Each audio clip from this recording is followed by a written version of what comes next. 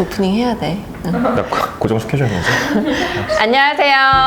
닥터 뷰티바 김은현입니다. 네, 박현주입니다. 선생님 지난주보다 좀 어려 보이시는 것 같은데요? 두 번째다 보니까 네. 이제 카메라를 자꾸 받으면 이제 네. 카메라 마사지가 좀 되는 것 같습니다. 네. 부끄럽네요.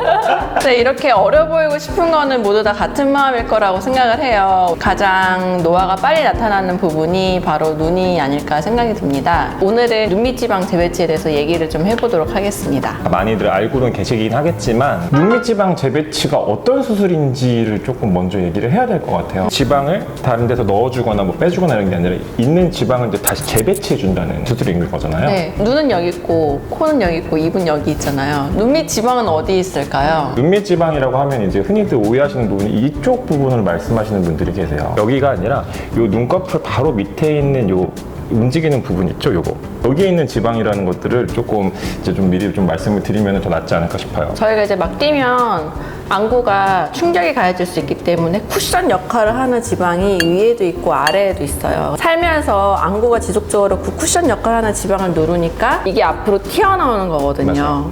나이 드신 분들은 그것 때문에 더 나이가 들어 보이고 피곤해 보이고 심술 맞아 보인다는 얘기를 듣고 스트레스를 받아 하시는 분들이 있어요. 그러면 아까 원장님께서 말씀하신 그 다크서클을 해결할 수 있는 수술이 이 지방 재배치 수술인데 피부 자체에 색소 침착이 있는 경우까지 이제 커버할 수 있는 건 아니네요. 네, 그래서 다크서클이 개념이 혼동되는 경우가 되게 많아요. 수술 상담을 하기 전에 항상 개념을 정리를 하고 가는 게 좋아요. 색깔이 까만 것도 다크서클이고 지방이 튀어나와서 그림자가 진 것도 다크서클인데 이 색깔이 까만 건 눈가 주변에 피부가 얇기 때문에 근육이 비쳐 보이는 거거든요. 이거는 수술로는 사실 해결이 안 돼요. 레이저나 뭐 다른 부가적인 시술을 받으면 조금 개선이 되긴 하지만 뺨이나 이마의 피부처럼 완전히 하얘지는 거는 어느 정도 조금 한계가 있고요. 그리고 지방에 의한 다크서클을 해결하는 방법이 눈밑 지방 재배치 수술 방법입니다. 어떤 분들한테 이 수술이 도움이 될까요? 무조건 눈밑 지방 재배치를 하고 젊어졌다더라 해서 뭐 연세 드신 분들도 다 나도 눈밑 지방 재배치를 할래라고 하시는 분들도 있는데 정확히 수술 대상을 잘 선별해야 하는 이유가 피부에 탄력이 떨어지고 늘어져서 주름이 있으면서 지방도 튀어나온 분들은 하안검 수술이라고 해서 그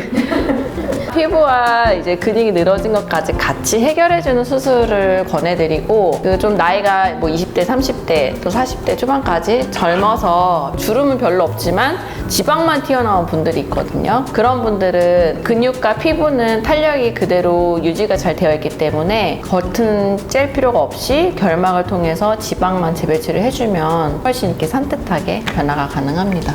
한마디로 얘기하자면 한참 이제 나이가 많이 먹어서 자연스럽게 노화의 관역으로 진행되는 걸 수도 있겠지만은 굳이 네. 나이에 상관없이도 젊으신 분들한테도 이렇게 밑에 지방이 나와 네, 있는 경우에 맞아요. 이제 거울을 봤는데 저 같은 경우는 조금 아직은 조금 여유가 있나요? 어떻게 또 여유가 없네요.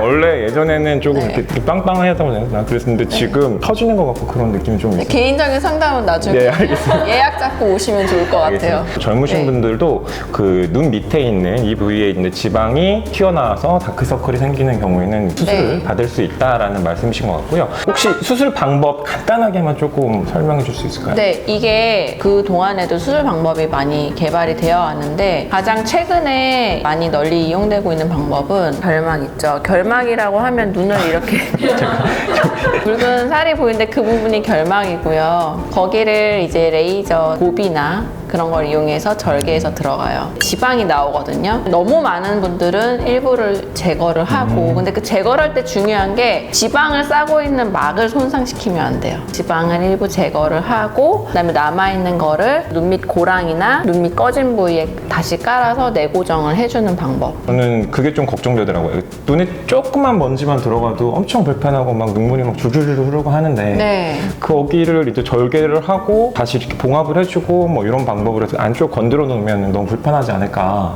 불편하죠. 그래서 하루 이틀 정도는 눈이 시리고 눈물에 약간 피도 섞여 나오고 많이 불편해 하세요. 근데 생각보다 결막의 표피가 재생이 되는 거는 굉장히 빠르거든요. 그래서 노리끼끼한 멍이 일주일 정도 이상 가기도 하지만 불편한 거는 한 2, 3일 정도면 해결이 되죠. 누리끼끼한 멍이 오늘 사실 준비를 좀 많이 해왔어요. 그래서 미리 일단 유튜브에 혹시 그 눈밑지방 재배치 수술에 대해서 이야기하고 있는 다른 유튜브 채널들 또 영상들을 많이 좀 몇 개 보고 왔는데 되게 흥미로웠던 거, 그리고 조회수도 굉장히 높았던 것 중에 하나가 눈밑지방 재배치 수술 절대 하지 말아라. 재배치 수술 자체가 문제가 있을 수도 있다라는 내용의 동영상이 있어서 하는 이야기들이 보통은 밑에 눈밑지방 하안검 쪽을 절개하게 되면 그쪽에 나중에 유착이 생기게 되고 아랫부분에 다른 뭐 지방이식이라든가 필러 같은 시술을 할 때 그런 것들이 조금 안 좋을 수 있다.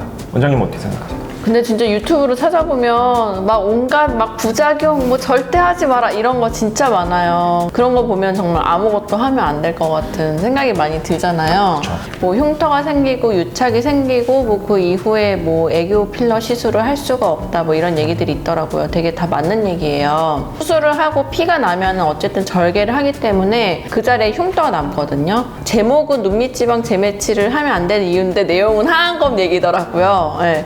그래서 요새 하안검 수술을 할 때는 아예 수술 전에 애교살을 원하시는 분들은 조직을 이용해서 애교살을 만들어 드려요. 굳이 애교 필러를 후에 맞지 않으셔도 상관없고 앞에서 우리가 얘기한 눈밑지방 재배치 수술을 하고 나서는 애교 필러 맞으실 수 있어요.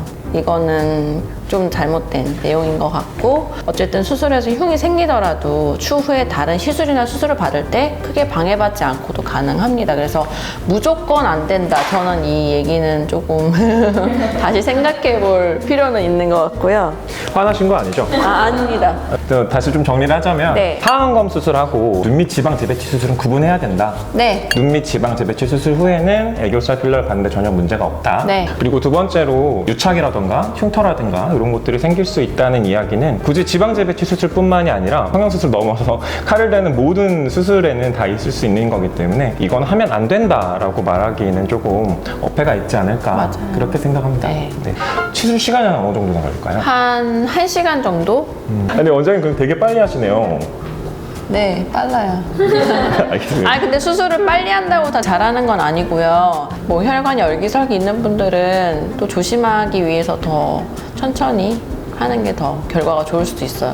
어떤 데는 제가 듣기로는 빨리 수술을 끝내야지 명의다 막 이런 인정을 받는 분위기인 병원도 있대요. 근데 그건 아닌 것 같아요. 사람마다 다 해부학적 구조가 조금씩 다르기 때문에 빨리 끝나는 분들도 있고 더 오래 걸리는 분들도 있고 되게 다양해요. 이건 따로 이제 실밥을 뽑을 필요가 없는 수술이죠. 네, 맞아요. 일주일 후에 경과만 보러 오시면 되고 집에서 이제 2, 3일 정도 얼음찜질하고 그 이후에는 온찜질을 하면 일주일 후에 어느 정도 멍이 빠지고 있는지 불편한 건 없는지 경과 한번 보러 오시면 따로 추후에 내원하실 일은 없죠. 제일 중요한 거는 얼음찜질이죠. 환자분들이 얼음찜질이 얼마나 좋은지 잘 모르신 것 같아요. 네, 그래서 얼음찜질 중요해요. 이 정도 남아있는 붓기는 되게 오래 가거든요. 그래서 처음 하루 이틀 정도의 붓기를 확 줄여주는 게 중요한데 개인적으로는 얼음찜질이라고 네, 맞아요. 생각을 합니다. 네. 이 영상을 보시는 분들이 제일 궁금해할 부분이긴 한데 네. 비용 2자리 숫자인지 3자리 숫자인지만 조금 2자리 숫자. 아, 2자리 거기까지 숫자? 말씀드리겠습니다. 이거 병원마다 다른 거죠? 네, 2자리.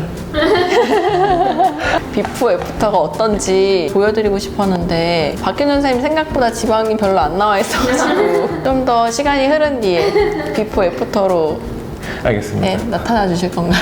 네. 네. 마지막으로 난 이래서 추천한다 라고 한번 마무리해 주시면 될 것 같아요. 다크서클이 심해서 나이가 들어 보이고 피곤해 보인다는 말 때문에 고민이신 분들 일주일 정도 휴가를 낼 수 있다면 고민을 깨끗하게 해결할 수 있기 때문에 일단 오셔서 상담 받으시고 고민해 보셔도 좋을 것 같습니다. 혹시 부족한 게 있거나 더 궁금한 게 있으시면 저희 채널에 댓글로 남겨주시면 제가 최대한 답변을 빨리 달아드리도록 하겠습니다. 그럼 지금까지 닥터 뷰티바 감사합니다. 네, 선생님 하셔도 괜찮을 것 같아요. 뭔 소리 하는 거야? 나 없어. 이 정도면 없는 거야, 이거는. 앞트임을 할까? 근데 나 앞팀은 좀 해야 돼. 이렇게 좀. 앞트임을 하자.